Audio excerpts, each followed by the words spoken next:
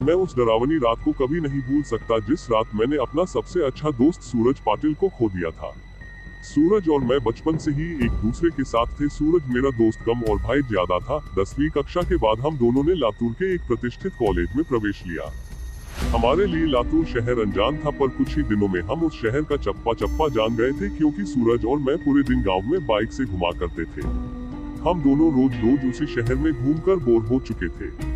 इसलिए एक रात हमने लॉन्ग ड्राइव पर जाने का फैसला किया। हमने कामी गांव के जंगल में जाने का प्लान बनाया। हम कामी गांव के जंगल में कभी नहीं गए थे, पर हमने सिर्फ इतना सुना था कि कामी गांव का जंगल सिर्फ नाम का जंगल है, क्योंकि वह हरे भरे पेड़ों के सिवाय कुछ नहीं था, क्योंकि उस जंगल में जो भी जंगली जानवर थे वो शिकार के कारण खत्म हो चुके थे।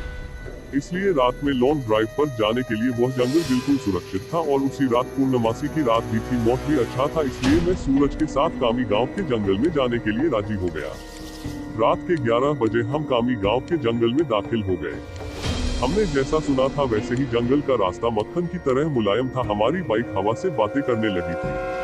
वाकई बहुत मजा आ रहा था, पर मुझे इस बात से हैरानी हो रही थी कि हम जंगल के इतने अंदर दाखिल हो चुके थे, पर तब भी हमें रास्ते में एक भी गाड़ी दिखाई नहीं दे रही थी। जंगल का पूरा रास्ता सुनसान पड़ा हुआ था। तभी रास्ते में हमें एक पुल दिखाई दिया। सूरज ने उस पुल के बीचों बीच बाइक रोकी। वह अंग्रेजों के द्वारा नदी में बनाया गया 100-200 साल पुराना ब्रिज था। पुल के बगल में एक बड़ा सा बोर्ड लगा हुआ था और उस पर लिखा हुआ था एस जॉर्जे ब्रिज। हम दोनों पुल पर गए और खड़े हो गए। पुल के नीचे से नदी बह रही थी और कोमल हवाएं चल रही थी। नदी के बहती हुई पानी में चांद दिखाई दे रहा था। इतने में दूर जंगल से भेड़िए की रोने की आवाज आई और पुल के ऊपर से बहने वाली हवाएं अचानक रुक गई। नदी का पानी थम सा गया और चांद एक काले बादल के पीछे गायब हो गया। तभी हमारे सर के ऊपर से एक टिटहरी भयंकर आवाज में चीखती हुई मंडराने लगी। मालूम वो हमसे कह रही थी कि यहाँ से जल्दी से भाग जाओ।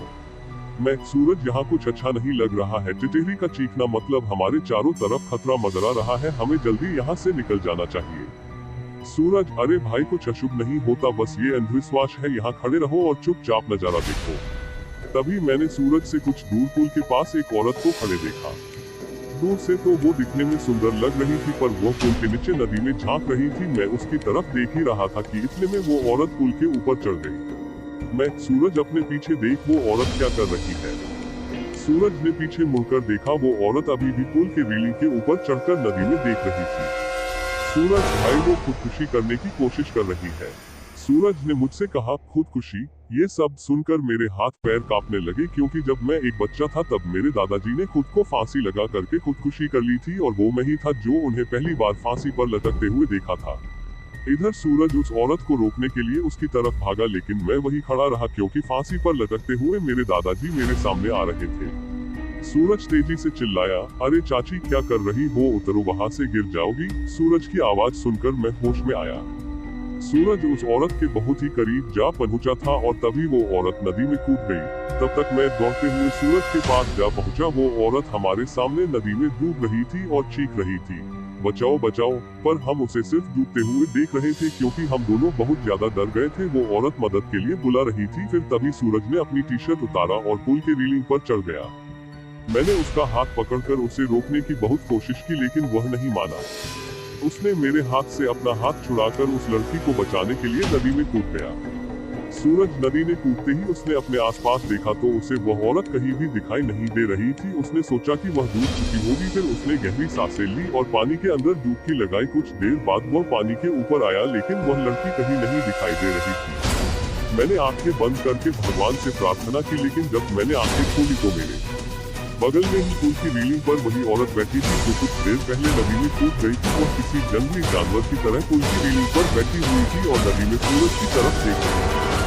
मैं मन ही मन सोच रहा था कि तभी मुझे लगा कि ये औरत नहीं बल्कि एक चुड़ैल है, और मैं डर के मारे कांपने लगा और जोर से चिल्लाया, सूरज। तभी वह चुड़ैल ने मेरे तरफ देखा और वह जैसे ही देखा मेरा सिर से पैर तक कांपने लगा। उसका चेहरा काला और आंखें पीली थी। माथे पर बड़ा सा कुमकुम था और नाक में बड़ी सी नथ थी। उसके नुकीले दांत उसके मुंह से बाहर निकले हुए थे और उसके नाखून जंगली जानवर की तरह लंबे और नुकीले थे। चुड़ैल, क्या हुआ? मुझे ढूंढ रहे हो? हंसते हुए बोली। सूरज पानी की सतह से हमें देख रहा था। उसे भी पता चल चुका था कि ये कोई औरत नहीं बल्कि ये एक चुड़ैल है। सूरज हमें चौड़ी आंखों से देख रहा था। मैंने सोचा अब ये चुड़ैल मुझे इसी पुल पर चीर-फाड़ कर मार डालेगी और फिर मेरी कच्चे मांस को चबा-चबा कर खा जाएगी, क्योंकि मैं अकेले ही उसके पकड़ में आ गया था और डर के मारे मैंने अपने पैंट में पेशाब कर दी। चुड़ैल डरो मत, मैं तुम्हें नहीं उसे अपने साथ नदी में ले जा रही हूँ। जब मैं ये सुना तो मेरा दिल डर से दहल उठा। मैंने सूरज से चिल्लाते हुए कहा, सूरज जल्दी से पानी से बाहर निकलो, नहीं तो ये चुड़ैल तुम्हें पानी में ले जाएगी। सूरज पूरी तरह से डर गया था, उसके हाथ पैर सुन्न हो गए थे। उसे एहसास हो गया था कि वह नदी में से बाहर नहीं निकल पाएगा, क्योंकि वह नदी के बीचों बीच था। चुड़ैल मेरे तरफ देखकर मुस्कुराए और फिर नदी में छलांग लगा दी। सूरज आखिरी बार चिल्लाया और चुड़ैल उसे पानी में अपने साथ ले गई। कुछ देर तक पानी में से बुलबुले निकलते रहे, पर कुछ देर बाद वो भी बंद हो गए। मैं आंखें फाड़-फाड़ कर नदी में देख रहा था और सूरज को पुकारता रहा, और इतने में नदी के पानी में खून दिखाई दिया। मेरी आंखों में आंसू आ गए और मैं समझ गया कि उस चुड़ैल ने सूरज को मार दिया है। मैं वो सदमा बर्दाश्त न कर सका। मेरी आंखों के सामने अचानक अंधेरा छा गया और मैं उसी जगह पर बेहोश हो गया।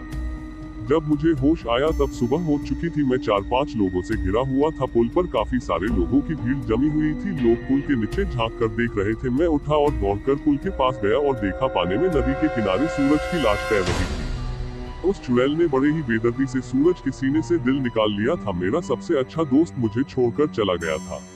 उस दिन मुझे कामी गांव के लोगों से पता चला कि उस नदी में 100 साल पहले से किसी चुड़ैल का वास था। असल में हुआ ये था कि अंग्रेजों के जमाने में एक अंग्रेज अफसर ने सुंदरा नाम के एक औरत का बलात्कार किया था। ये बात आसपास के हर गांव में फैल गई थी। इसी कारण सुंदरा से गांव की कोई भी औरत बात नहीं करती थी, क्योंकि सब लोग कहते थे कि उसकी पवित्रता नष्ट हो चुकी है। गाँव के लोग उसे हर दिन ताने मारते थे। कुछ दिन बाद सुंदरा के पति ने भी उसे छोड़ दिया। तब सुंदरा अपने घर चली आई। कामी गाँव भी उसका मायके था, लेकिन वहाँ भी उसे बहुत सारी बेइज्जती झेलनी पड़ी। वह हर दिन लोगों के ताने सुनकर तंग आ गई थी। इसलिए एक दिन पूर्णमासी की रात सुंदरा ने कामी गांव के ब्रिज से नदी में कूदकर खुदकुशी कर ली थी।